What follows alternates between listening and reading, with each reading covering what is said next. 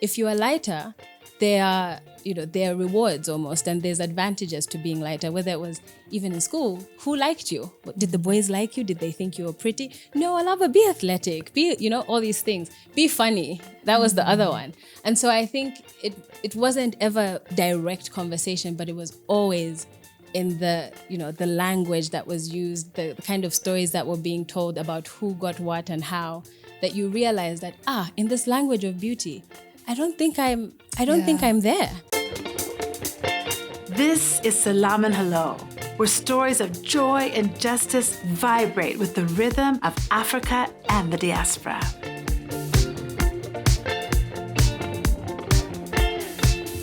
We're worried, anxious group of people trying to move along. Maybe one day we'll get onto something. Until then we say, hold on. I know it's hard, but baby, you just got. Salam and hello, everyone. My name is Lilly and Piper, and as always, we're so happy that you've joined us today. So, over the last many years, throughout film, media, music, all those places that we look for cultural cues, I feel like the conversation around color and the beauty of the melanin in our people has started to change. Maybe it started when Lupita won her Oscar a few years ago. Maybe it started before that. Maybe it's the prevalence of the themes of shows, of movies like Black Panther into our everyday conversations that has started to portray the diversity and the beauty and the wealth of our continent in different ways, but on more global stages. But behind the scenes of that, I'm sure all of us have sat down with our girlfriends, our cousins, our sisters, and talked about the ways in which we want to show up in spaces, whether it's family reunions or a wedding. You know how much thought goes into what you wear, how you're doing your hair. None of us just show up. All of us, have deep conversations, exchanging ideas, getting feedback before we step out. Because how we look matters, our beauty matters. And for a mother of two daughters, I've thought a lot about how do I give them the most positive engagement with themselves and confidence in themselves that I can. And actually for my sons too, quite frankly, because I feel like, men are not outside of the gaze of how they show up and how they look. And I feel like there are no easy answers. A couple of years ago, you might remember that Chris Rock put out a movie called Good Hair, where he kind of uncovered or unveiled the whole industry behind chemical relaxers in the Black American community in particular. And he kind of traced it back to where do we get weaves from? And he showed us, in India, how all the hair was being bought, et cetera, et cetera. He got a lot of pushback from that film. Yet, in the wake of that film, which came out in 2009, we've seen a revolution in the hair care industry. Natural hair has taken off. There are more products and services than there everywhere before. And definitely when I was a kid, we did not have those options or those products, in the grocery store we could just pick up. I feel like the other side of the coin, though, with African hair is our skin. We either don't talk about it at all, or growing up, there were nicknames and teasing depending on how dark or light you were. Interestingly enough, one of my kids gets a lot of teasing for not being dark enough. But I feel like conversations around skin and colorism have not yet hit the global stage or conversation in the way that our conversations around our hair has. But that's why I'm excited about today's conversation.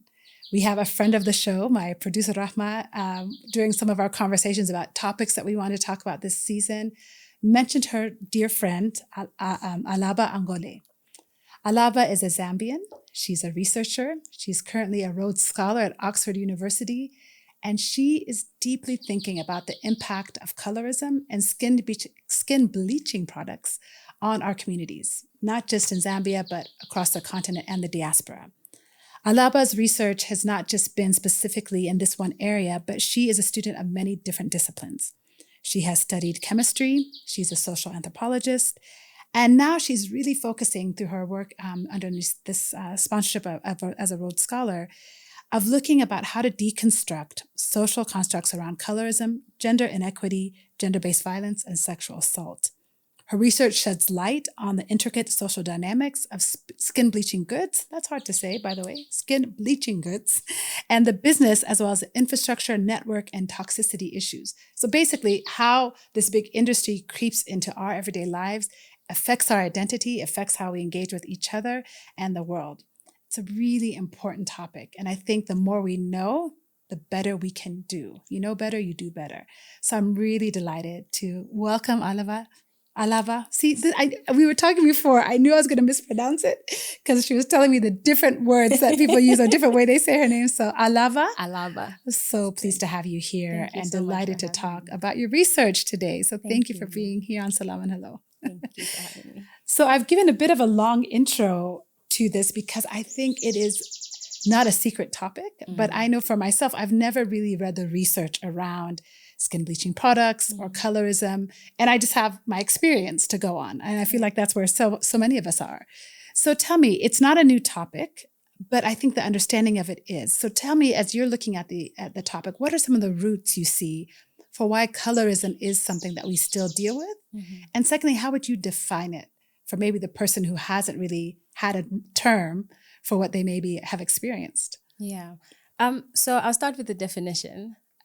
So colorism refers to the preferential treatment of lighter skinned people within an ethnic group, or the discrimination of darker skinned people, depending on how you would like to think about it. And what was the second question? The roots of that, yeah. Well, I think the roots, it's a complicated question I'm finding because a lot of the readings that I came across often went back to colonialism as a starting point. But then there's been research that's shown that in many cultures, pre-colonial times, people already had ideas about lightness, whiteness, brightness, which were considered esteemed. So to speak about the roots, I think depends on the location. And I don't think many places have a fixed answer, but I think colonialism is often where people start from and move to other conversations around colorism. Yeah. To be honest, that's a bit hard to hear that it's not from colonialism, yeah. You know, because then that makes it we have to look deeper then. Yeah. I mean, I will say globally, I have yet to come across a culture where the words dark or black are associated with something positive. So even linguistically, I think that's quite an interesting, for me, that's a more interesting place to start. How we, said these were black people, but also had ideas of what was black and what, and it was often dirty or bad or, the end of something, whereas white was, pure. And so that conversation has, I think, been happening in many cultures around the world for a long time. Of course. So I think it would be really hard to say where exactly it started because I don't think anyone really has a full grip on it, but most research will just say, especially in the African context, let's think about how colonialism perpetuated it. Sure. Yeah. And when you say it like that, it makes complete sense. The first thing that comes up to my mind is like black magic is the negative connotation of it, of magic, So you're so right. If we think about just the language you use and how do we associate them. Yeah. So when you're thinking about colorism, or when you were thinking about it, was skin bleaching products kind of like the natural place to start, or was there something that triggered that particular focus for your research for you? I think it was my own experience growing up. So I didn't have the language of, skin bleaching or colorism growing up, but I had social cues constantly. So I'm Zambian Ugandan, but I grew up in Zambia, so I identify more with my Zambianness. Sure. But my complexion is more, and my features are more Ugandan. So growing up, there was always a kind of othering, whether it was subtle or pronounced, where people made it quite clear that my complexion, they had ideas attached to what my skin looked like. There were things about whether I would be smart academically. There were things about whether I'd be friendly based on just how I looked, even though I'm a fairly smiley person. So for me, the starting point was my own experience. And as I grew up, I realized that people were having more conversations of, this is something you can change. It's not something you're stuck with, And so I was like, oh, okay. Now there's more language. What does that mean? What does that mean for what can I do? Especially as a student at that point and very young, I had no money. And then I noticed that a lot of people around me, their skin was changing, but it wasn't, again, a thing that I was like, oh, this must be skin bleaching. It was the natural thing. Maybe they weren't spending as much time outside as I was, or, different things like that. And it was only later, I think that as I grew older, the language came to me, but it was only much later in life that I was like, oh, this is what's happening. Yeah. People are using products that, are enhancing in their language the tone of their skin. And that was linked to what people were telling you. Oh, you don't have to Exactly. stay in the skin you're in. It was positioned as a problem, but it always came with a solution. Wow. And so growing up, I think that was when I was like, oh, okay. So if you are lighter, there are rewards almost, and there's advantages to being lighter, whether it was even in school. Who liked you? Did the boys like you? Did they think you were pretty? No, Alaba, be athletic, be, all these things. Be funny. That was the other one. And so I think it wasn't ever direct conversation, but it was always in the language that was used, the kind of stories that were being told about who got what and how, that you realize that, in this language of beauty, I don't think I'm there. It's not a place I don't for me. think there's a space for me there. Yeah. And maybe that means I have to work on other aspects of my identity. Wow, that's heavy. I've had conversations with my girlfriends who are of a different tone than I am. And we have talked about, or they have said, light-skinned privilege. Like there is this actual privilege that you walk around the world in. And as an Ethiopian, definitely in our society, it has to be said, there's definitely a preference for the fairer skinned, 100%. I wanted to sit with what you said because I think a lot of people listening will relate to that. And how did that make you feel? You've kind of told us the words and the experience of it, kind of more in the headspace, but how did that feel within? And did you try and adjust? I think the main word that I can come back to is insecure. I think that it informed a lot of how I moved in the world because I already knew how I was being perceived.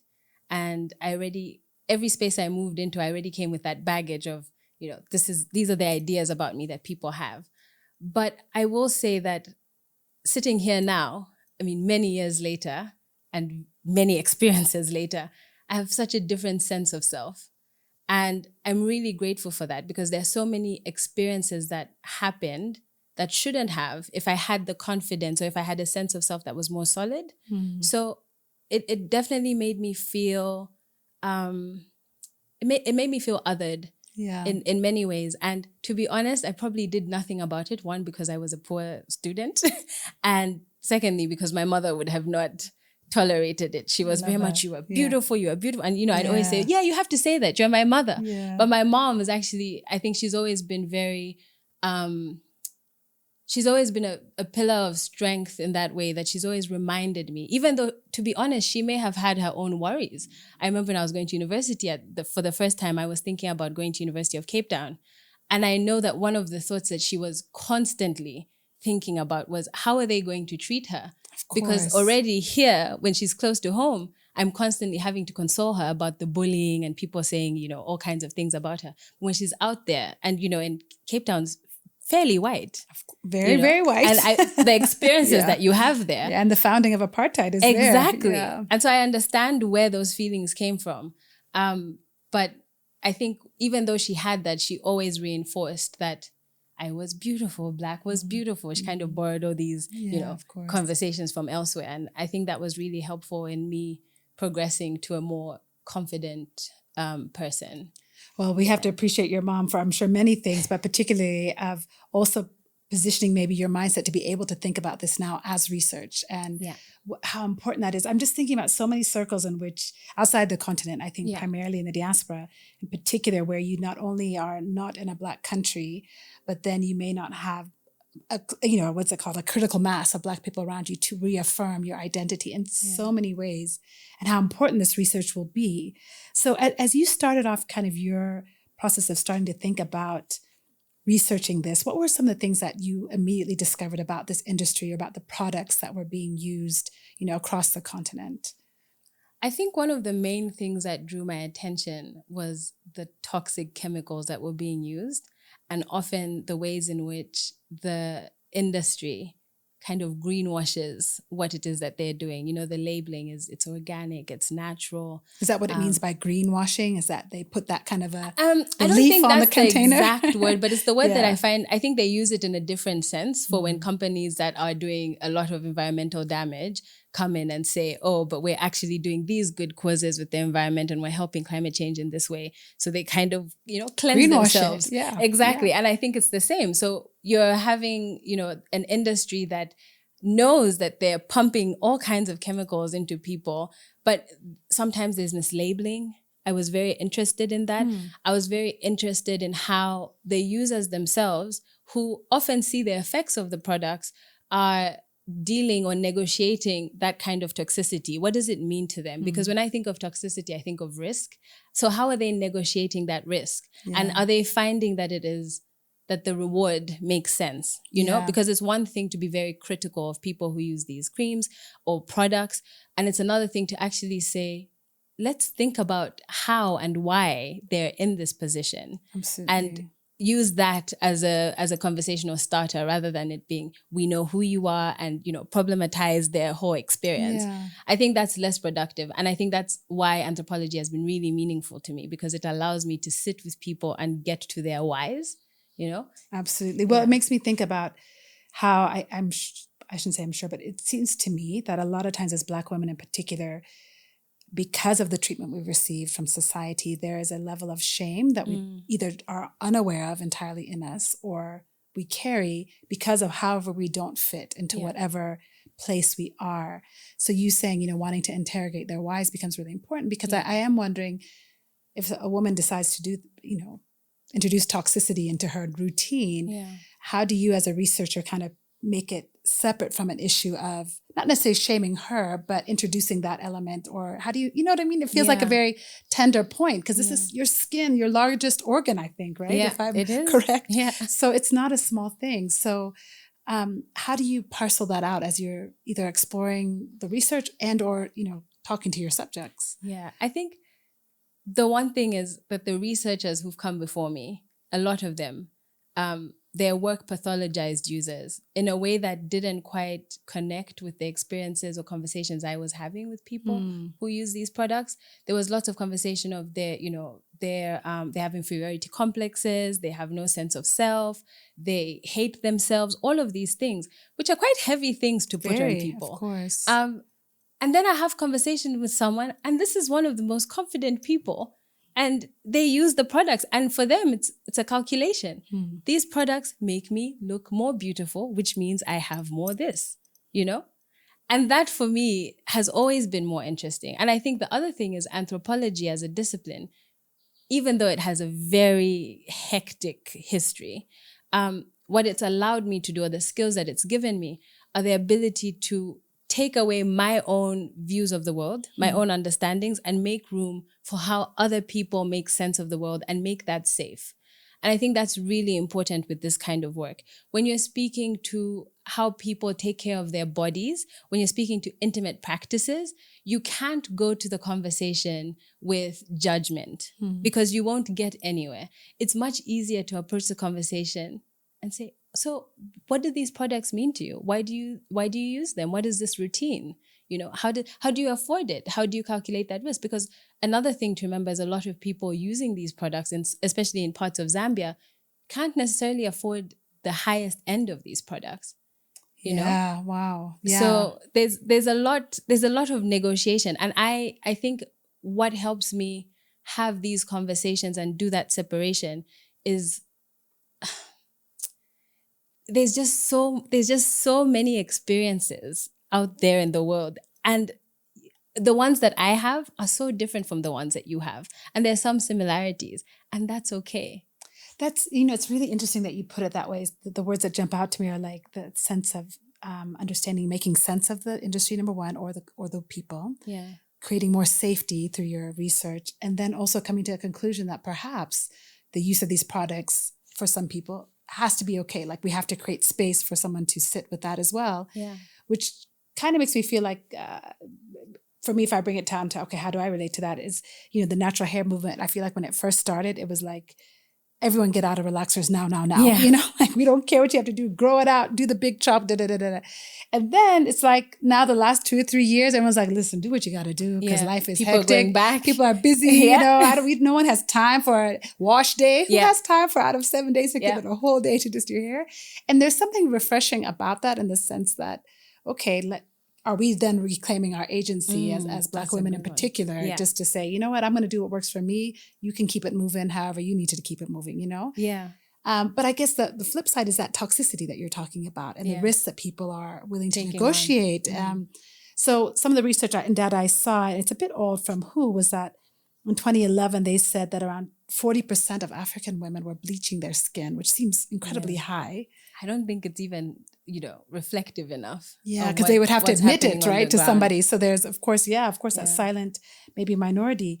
So when you talk to people who are navigating that risk, is it simply the simple benefit of self-worth that they're satisfied with? Or are there other outcomes that they're seeing? I guess it's a reflection of society. I don't know. It's so complex. I'm just trying to understand it as I talk to you. I think it depends a lot on who you're speaking to, because what I don't want to do is make it seem like there's one explanation or one. You're a proper academician. You're like, there's no one way, which is true. It's absolutely. And I think the other thing is just making room for the fact that these people have agency. And what you will notice, so I follow a lot of social media conversations around this. In Zambia, a few months ago, I think the conversation came up again about banning these creams. And the comments were really interesting because people were saying, my body, my choice, which is a conversation used in a different place. And then people said, but it's my skin. And if I die, I die. So there were a range of comments that I found particularly interesting. But what it really spoke to was that people are, they're saying, this is me. And this is what I'm choosing to do. And so when we start bringing conversations about banning and judgment, all of these things just stop conversation, Whereas it's more interesting to say, but how did you get to the point where this is, a risk that you're active in? In fact, you don't even think of it as a risk. It's just a way of being in the world that makes option. Sense. Yeah. Exactly. And I think what would be more interesting is, are there safer ways for people to do the things that they want to do? Yeah. I think that's an interesting question. Yeah, because in these countries that have banned it, you mentioned that Zambia is not quite there, but if I'm correct in my notes, several significant countries have: Ghana, Kenya, Cote d'Ivoire, Cameroon, Rwanda. Mm-hmm. And in the wake of banning them, a lot of underground markets have also popped up. And you mentioned about, that if you can't afford the top-notch one that maybe has been tested and proven to not have less effects, and you're buying a kind of a lower end product. When you see that happening though, what is the outcome for women potentially? We've talked kind of around it that might be a trade-off in terms of health, but what are those trade-offs? What are these chemicals that are causing these governments to actually ban these products? Yeah. So you'll have people using, mercury-laden products. You have people using, corticosteroids. Mm-hmm. Now glutathione, a new one on the market, which is, an IV drip that people are using. And it's often to lighten skin. Yeah. So it's often packaged as this anti-aging, rejuvenating product. But what it actually does when used in excess is whiten your skin. Wow. Okay. And so the regulation of these things is really, really tough because they're popping up in all kinds of places, in hair salons, there's med spas. And because the language of what the product is doesn't reflect what it actually does, right, it becomes a lot harder to regulate. And do a lot of these governments have the capacity to really investigate what's in these products? That's another thing. Do we have the capacity to enforce what we find in that investigation? And the other thing I will say is, doing this research now, it's not necessarily seen as a priority in many parts of the world. In Zambia, one of the challenges I've had is, even when I'm doing the research, people ask me, is this really that important? Like, we have HIV, we have TB. Sure. Why should we, why are we focused on the list of priorities? Yeah. But one, the fact that it's growing in the way that it does is a conversation that should be had. And another thing is that, like, if it's everywhere, how can this not be important? It's affecting our health. Skin cancer is rising, liver failure is rising, all these things. And we're not necessarily making those connections that these products may be contributing to these outcomes. So this, like, research of this sort is really important to me because it does that. And while we have HIV and TB, and those are very important conversations to be having, this is also part of that because we're thinking about the overall health of our communities. Yeah, of course. And it's, it's interesting to me that the conversation may shift from the medical and physical outcomes that may happen as opposed to maybe the anti-Black strategy that informed them in the first place. You know what I mean? Yeah. Like, you might have to convince people because it's a medical risk to them, because the whole idea that being anti-Black is not landing with people in the same way. And I'm being educated as I talk to you to think that I came into this conversation that there's no way this can be positive. And when you think my body, my choice, I'm like, okay, yeah, that makes sense. Yeah.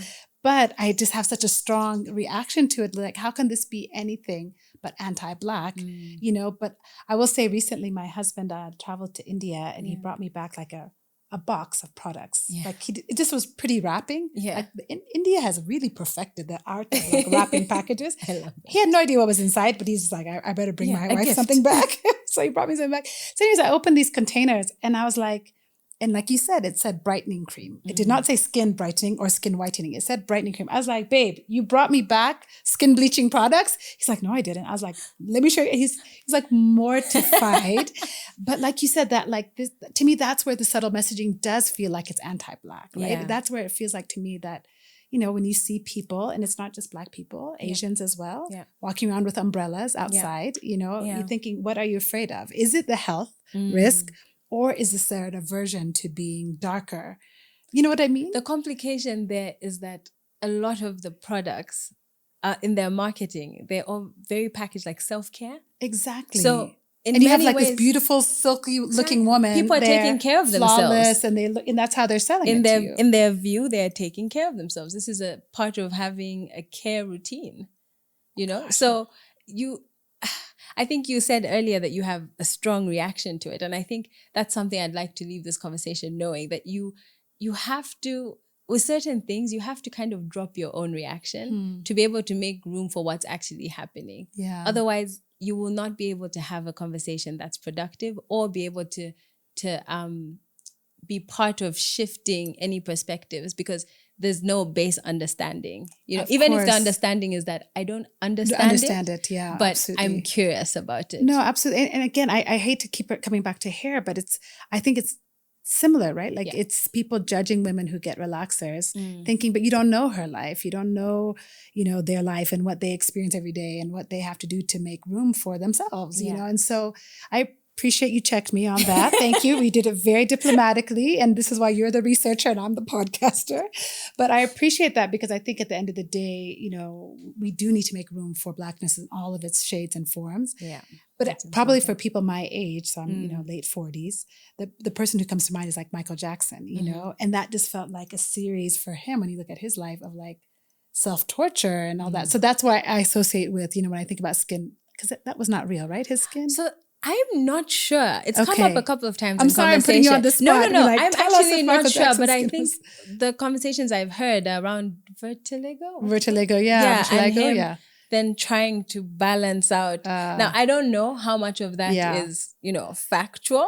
Fair. I'd be lying if I said I've looked into it very deeply. But that is often an example that people go to. But it's usually to make the point of anti-Blackness. Yeah, because he fixed his nose, did all that to, not fixed, he had the surgery on his nose and all that, you know. So. But then that comes back to the same, you know, I think that's my worry, is that it comes back to the same thing of thinking that people who use these products are, in fact, a lot of them say, I'm not trying to be white. I'm just trying to be a different Black.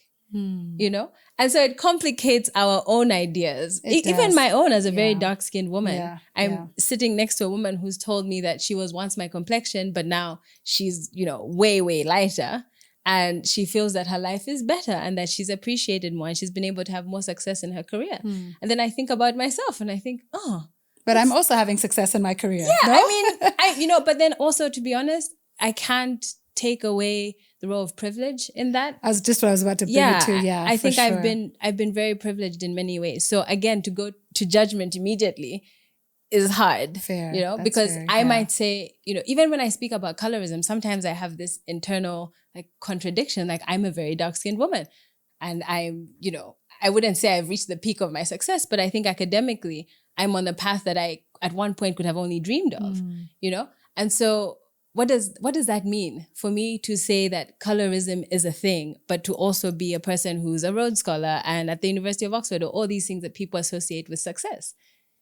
It's a tough conversation, but I've been very privileged. And in a way, I think some of the access that I've been afforded has kind of protected me from having to experience that gaze in the work sense and the academic sense. Definitely. It didn't prevent the dating sense. Yeah. It didn't prevent how that affected the kind of relationships I was able to have and the conversations around those relationships.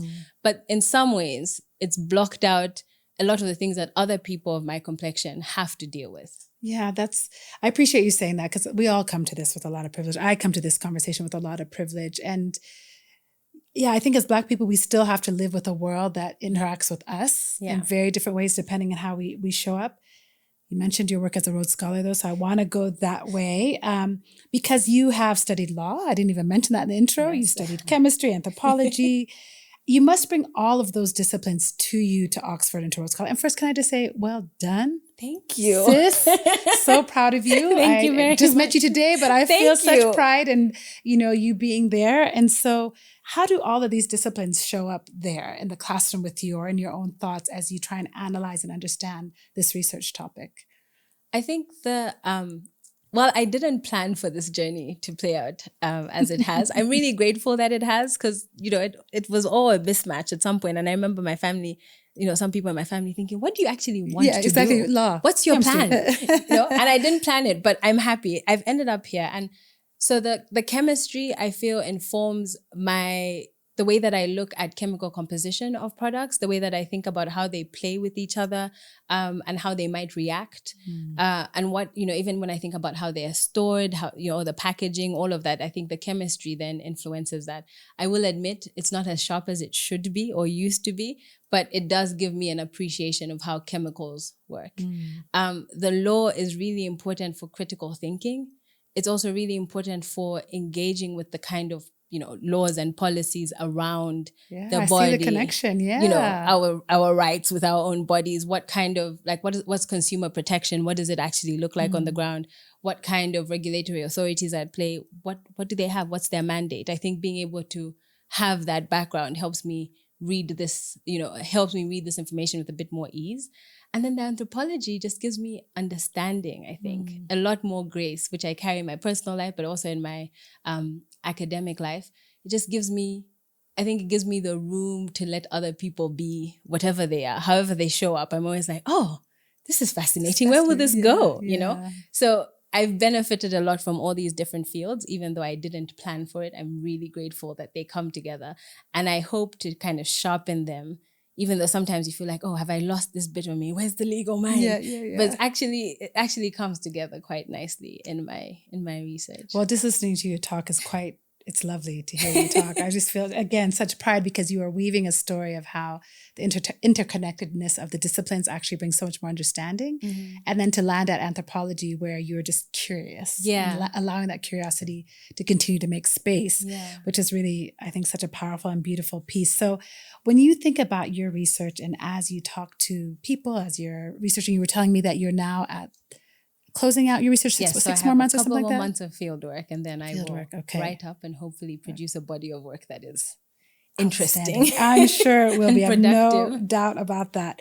I'm curious, at this point in your research study, as you are talking to people and you're back home in Zambia, if I understand correctly, doing this research, are you getting any pushback? Are people kind of resistant to either talking to you or talking about the industry as a whole? I definitely am getting pushback. I think one of the things that I find interesting is because it's so prevalent in Zambia, sometimes I walk into rooms asking for permission from people who are themselves engaging in the practice. And skin and, bodily care is such a private thing. And I think as Africans, when it comes speaking about our bodies, it's very much, internal. We don't really want people to know exactly what we're doing. We just want them to know it came packaged. Right. So I think that's some of the pushback that I'm getting when I go into rooms where people who have the power to allow me to do my research are themselves users, and maybe they are dealing with their own, reaction to what this work means. They're in it. Exactly. And unless I have time to really engage with them and position myself as someone I'm not coming into this to judge you. I'm coming into this so we can pull different kinds of understanding of what's actually happening. So the pushback has been mostly from people who are using, because it's so private, but that's, you kind of talk to them over time, and then you build a relationship, and eventually they feel like, okay, I'm a bit more comfortable doing that. Again, the beauty of anthropology is that it gives you time with the people that you want to work with. The other side of pushback, I think, is more an institutional problem. I've been in Zambia. I started this fieldwork last year in November. But really, I only got to start 4 months ago, like 4 months into that waiting time. And that meant a big delay. And part of that was because I don't know if we have an encouraging research culture at the moment. What does that mean? I think, so there's lots of research that has been done, whether of Zambians, by Zambians, all of that. But it's very hard to find this research. You know, you might have a body that's calling themselves, you know, a research institution. And you say, oh, I've seen that this paper exists. Can I have access to it? Can I read it? Oh, we'll look for the number. And then they can't find the number. Oh, we'll look for the research. They can't find the research. And so I don't know what's happening. So there's the data collection, there's the production. I don't know where the research goes. Interesting. So it's hard to kind of follow it. And then also because I don't think we have that richer research culture, people's initial reactions to you or to your work is like hesitation. Yeah. Like, oh no, are you trying to call us out? Are you trying to make us look like we don't know what we're doing? And unless we have that, we can't be part of that conversation. There's a lot of conversation about Africans being a part of their own research. Absolutely. And I think it might have been easier for someone who was not Zambian. And I might even say not African to do this research in Zambia. Wow. Isn't that interesting? Yeah. Because I spend a lot of time in the education space. And one of the things we talked about is that education is over-researched. Like these kids are like so used to someone coming in and being like A, B, C, like they would just become robots almost. Yeah. But it's interesting. We're under-researched and yet researched by our own people feels complicated. It's and overcomplicated. Wow. There's a lot of, are you sure you're a researcher? There's a lot of fact checking that I don't think happens with other people. And I think it's good because sometimes you give people the platform and they produce absolute nonsense, which is sometimes really disrespectful. But the other side of it is, for example, I'm a Zambian citizen. I've grown up in Zambia. Zambia is my home. But what I find also happens is, people questioning my Zambianness.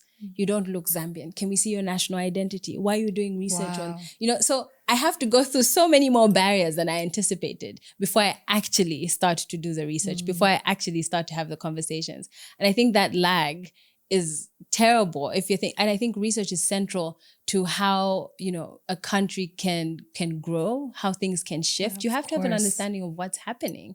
But if you don't have a system that facilitates research, then that's almost like a second honestly, research topic. I was thinking about it, and yes. I met some researchers in Zambia who are not Zambian but African, and they've spoken about the same thing. Yeah. And I thought, maybe it's just me. And the more I speak to people, the more I realize this is actually a problem. In these conversations, have you been able to talk to people also in the industry itself who are producing the products? Are they willing to talk to you? They are, but I think they're also very cautious. There's, of course, again, it might be, are you trying to take our trade secrets? What do you want to know? Are you trying to say that we're bad or all of that? So I think I have had pushback, and I think what's made it easier with some people is having had a relationship with them before. So they've known that this feels very natural. It's an Alaba thing to research. Yeah. Oh, Alaba, the researcher. Alaba doing Alaba. Remember she did exactly. law? Remember that? She's doing that thing she does. And then it's made it easier in that sense. Or having someone who knows the person, then they can kind of, make that a little easier. Yeah. But I think it is tough talking to people in the industry because they're also, they want to make money. Yeah. They want to make sure that you're not saying anything that tarnishes their brand. And I also have to make sure that I'm not doing that. But at the same time, I have to make sure that what I'm learning from them, right, I can put in my research and say, this is something you should know. Absolutely. And I think it comes back to like conscious consumption, which we talked about. I think the end goal for me would be, do we have enough information to be consuming the products that we're consuming in a way that makes sense for us in terms of the outcomes we perceive? Absolutely. Yeah. So as you're doing this research, any surprises that have come out that you didn't expect? I think the one I've been grappling with recently is the idea of what's organic. That one, I'm slightly tickled by it, if I might say. So I've always had an idea of, when big brands put organic, then it means it's like, no chemicals have been used in the production and ABCD. But when I'm speaking to users of these products, one of the things they say, I bought this one because it's very natural and organic. And I say, what makes it natural and organic? And they'll say, because someone made it at home as opposed to a factory. Oh, goodness. And I think, Okay. Yeah. So that's a big thing. And I always Yeah. find that surprising. So you've taken it out of the factory, you've brought it home, so it makes it cozy. It's, it's more human than whatever could be happening in a factory. And that's just not true. Of course. I mean, in fact, the risk seems a little bit higher. But I appreciate the fact that people are seeking safer. Does that feel like, what's it called? Health-seeking behavior to you in some ways? I think there is, which is what I think would surprise a lot of people who are quite critical of users of these products. Because I've had people say to me like, oh yeah, I researched. And so with this product, this won't be so bad. This one is healthier. Yeah. And for example, with glutathione, because it's a natural antioxidant that our body produces, people, will speak of it as this, it's extremely safe. And what also is the thing is because there hasn't been a lot of research done on the effects of excessive use of glutathione, then the other side of that is, oh no, then it's fine. Right. Because no one has said there's anything wrong with it. No one has said there's anything bad.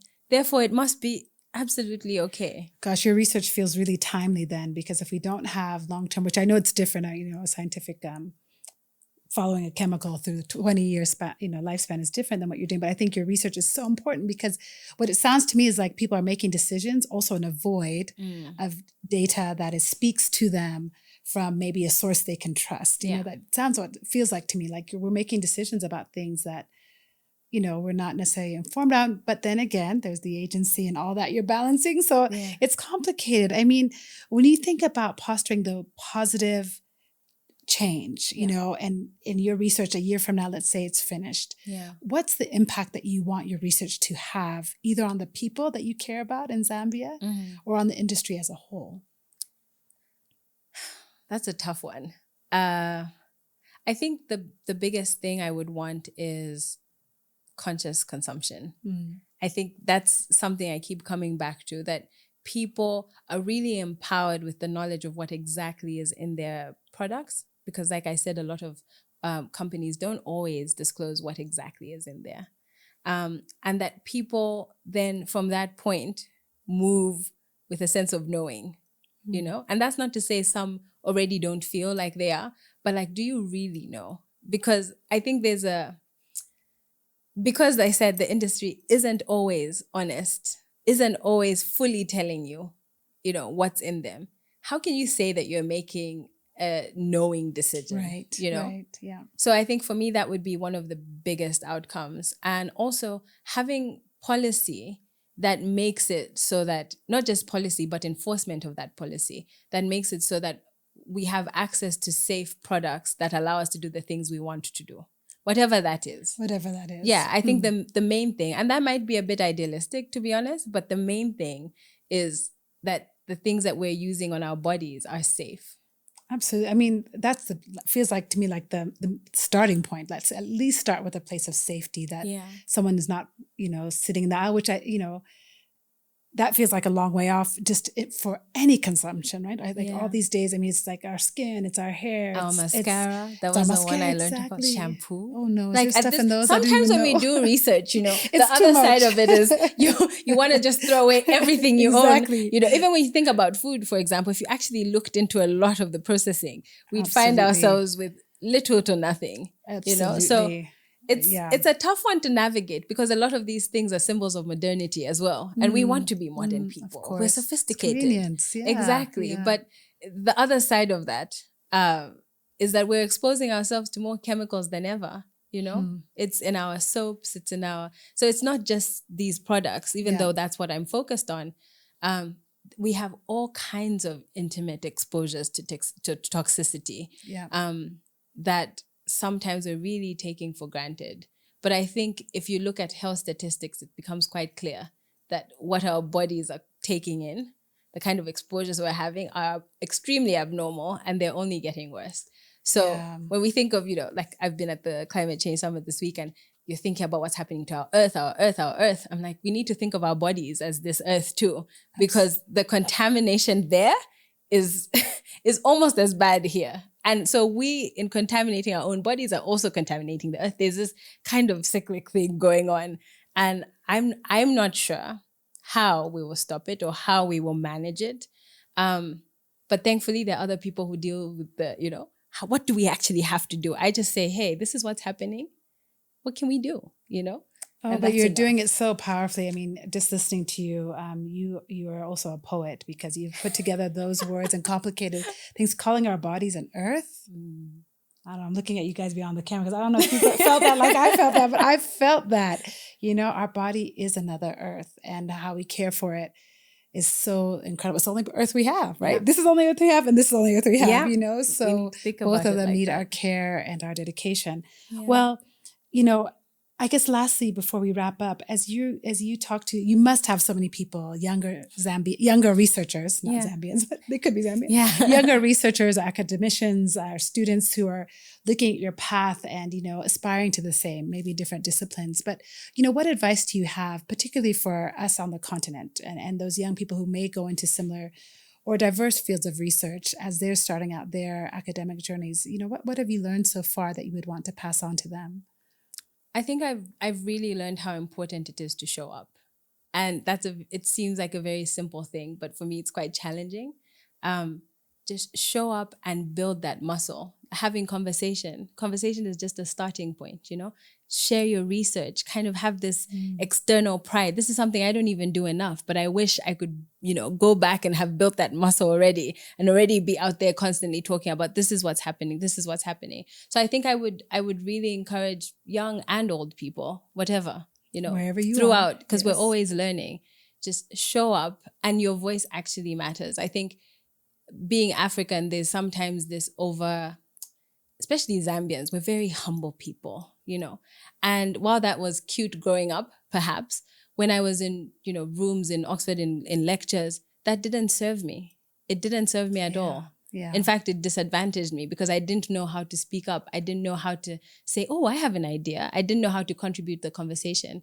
And if we can just show up, start there and then build that muscle, I think there'll be so much more, you know, positive output. And then we can also contribute to the things that are being said about the places we come from because we have a more intimate knowledge of our communities and we have the language to do it. So why aren't we showing up? Let's That's just beautiful. show up. That's so powerful. It reminds me, I think it's Chimamanda who says, go and take up space. Yeah. Oh, You that's know? a big one. Yeah, take up It's space. scary though. Yeah, of course. It's nice to say, you know, it's wow, take up space. But when it comes to practice, how do you do that? It's intimidating. Yeah. And also it depends on the room you've been thrown into, right? Doesn't it? And who else is there? Yeah.